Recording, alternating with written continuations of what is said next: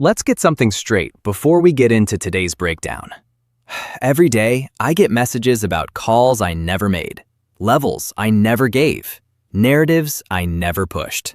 And every single time, it traces back to someone copying the format without understanding the substance. Same thumbnails, same dramatic numbers, same cadence. But there is one thing you cannot copy: skin in the game. If you follow this channel, verify the handle. One handle, no variations.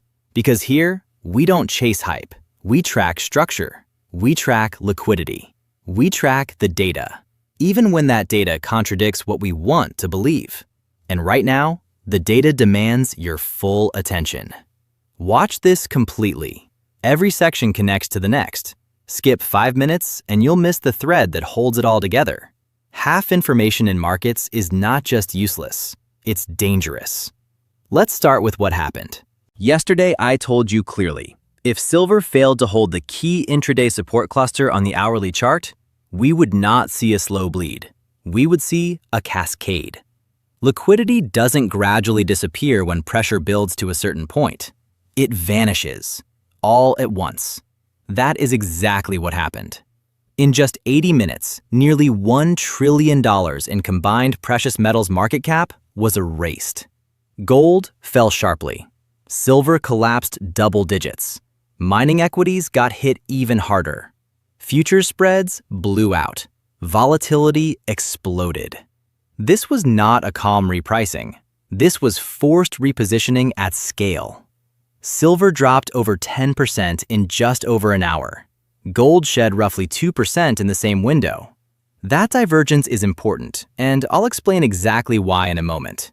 First, understand the mechanism. The US dollar index surged toward resistance levels not seen in months. When the dollar strengthens aggressively during cross-asset stress, correlations compress toward 1. What that means in plain language? Everything sells together. Equities sold, bonds sold, metals sold. When a liquidity event hits, markets don't stop to evaluate your thesis. They raise cash. That's all they do. Futures markets were flashing imbalance signals across multiple exchanges. Margin desks don't care about your long-term conviction. They send margin calls. And when margin calls accelerate, even structurally sound assets get liquidated. Not because they're broken, but because they're liquid enough to sell. That's the mechanism. Now, let's talk about the why behind the why. Natural gas prices in Europe surged violently across the last 2 sessions. That is not random speculation. That is markets responding to real, tangible geopolitical risk.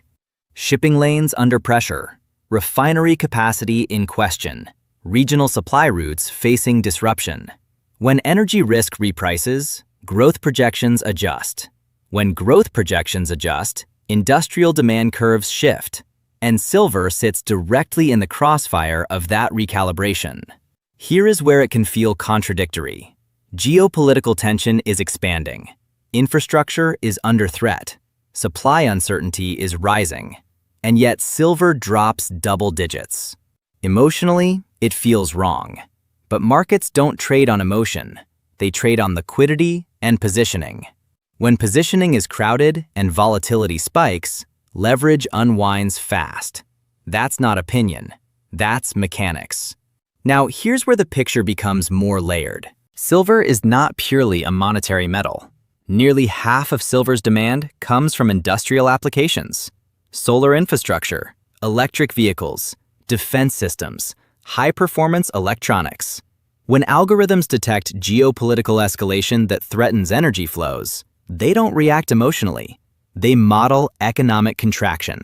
And contraction hits industrial metals first. That is textbook. What is not textbook is compressing that entire cycle into 80 minutes. The gold to silver ratio expanded rapidly during the drop. Paper markets are now pricing silver at a ratio far above what actual mining output reflects. The ground does not produce 60 ounces of silver for every ounce of gold. The physical reality is nowhere close to that. Vault ratios across major exchanges also differ significantly from what paper derivatives are pricing. One of those realities has to adjust eventually. Either physical supply expands dramatically, or paper leverage compresses. The current divergence cannot hold indefinitely. The timing, though, that's the variable nobody controls. Here's something worth paying close attention to. Western spot markets printed sharply lower. Futures followed. But in Asian markets, physical pricing premiums held significantly firmer relative to the Western declines. That spread did not collapse proportionally. Paper moves in milliseconds. Physical adjusts slower. When you see that kind of divergence, fast paper repricing alongside sticky physical premiums, that tells you something. It tells you underlying physical demand has not evaporated. It's still there, just obscured by the paper flush. At the same time, Comex vault activity showed continued metal movement out of eligible categories. Registered inventories did not offset that outflow proportionally. Headlines will focus on one column without showing you the full picture. When ounces leave vaults during price weakness, that is worth tracking carefully. Rising lease rates in certain segments also indicate tighter physical borrowing conditions. Lease markets are not emotional. They reflect the actual cost of scarcity over time. Several exchanges also adjusted their reporting behavior this week. Inventory updates slowed. Certain granular breakdowns were omitted. During normal periods, nobody notices. During high volatility, people start asking questions. That doesn't automatically mean wrongdoing. It does mean caution is warranted. Now let's talk about the engineering side of markets, because this matters. Derivative positioning in large exchange-traded products shifted meaningfully last quarter. Several major quantitative firms expanded exposure. When large firms operate through options overlays, volatility becomes a profit engine. The structure is straightforward. Establish a base position, layer derivatives, amplify volatility, harvest spread. This is not conspiracy. It's documented strategy used across asset classes. During high-stress periods, these mechanics accelerate price swings in both directions. Markets are not always organic. They are often engineered around incentive structures. That doesn't mean every move is manipulation. It means that incentives shape behavior, and understanding those incentives helps you track what's actually happening beneath the surface. Now, here is where I have to be intellectually honest with you, because that's the only way this channel has value. Technically, silver broke key short-term support levels. Momentum indicators rolled over before the cascade even started. Dollar strength remains a headwind if it continues to push higher. And Western mining equities are not yet confirming any structural strength. Those are real signals. Ignoring them because they conflict with a long-term thesis is not discipline. It's denial. Markets can stay under pressure longer than your thesis timeline expects. That is not a possibility. That is a certainty at some point in every cycle. But here is what did not change in those 80 minutes. Physical demand metrics did not collapse.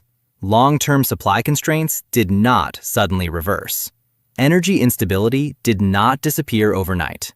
Industrial adoption in solar and electrification did not evaporate.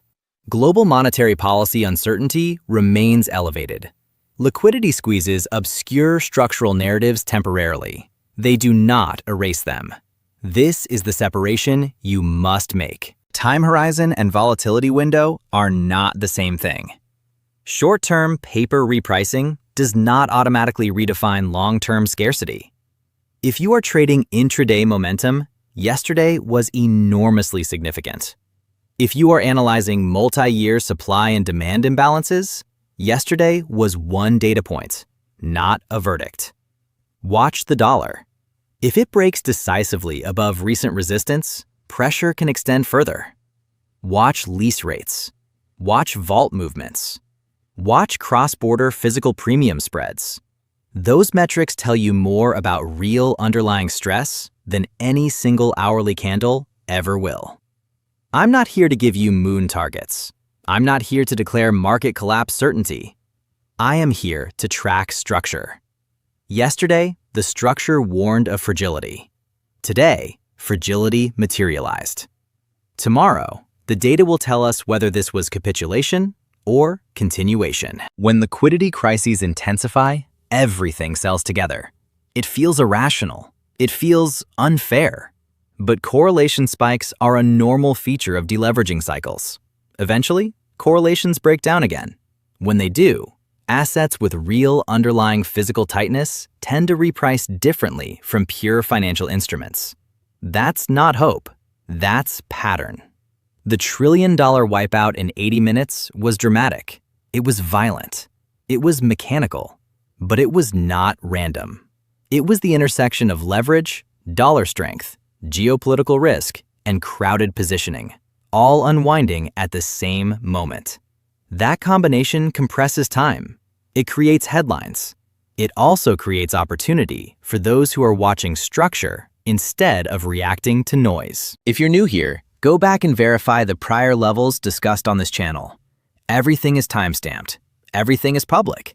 No 1,000-scenario hedging. When structure breaks, it breaks. When it holds, it holds. Yesterday, it broke. The market does not owe us smooth narratives. It does not reward belief. It rewards disciplined observation. Don't anchor to price alone. Anchor to behavior beneath price. Inventory flows, premium persistence, derivative skew, energy volatility, currency trajectory. These are the moving parts that matter. The trillion-dollar headline will dominate media for the next 48 hours. But headlines don't show you positioning. Data does. And the data right now is layered, complex, and worth your attention. Invest with logic, not hype.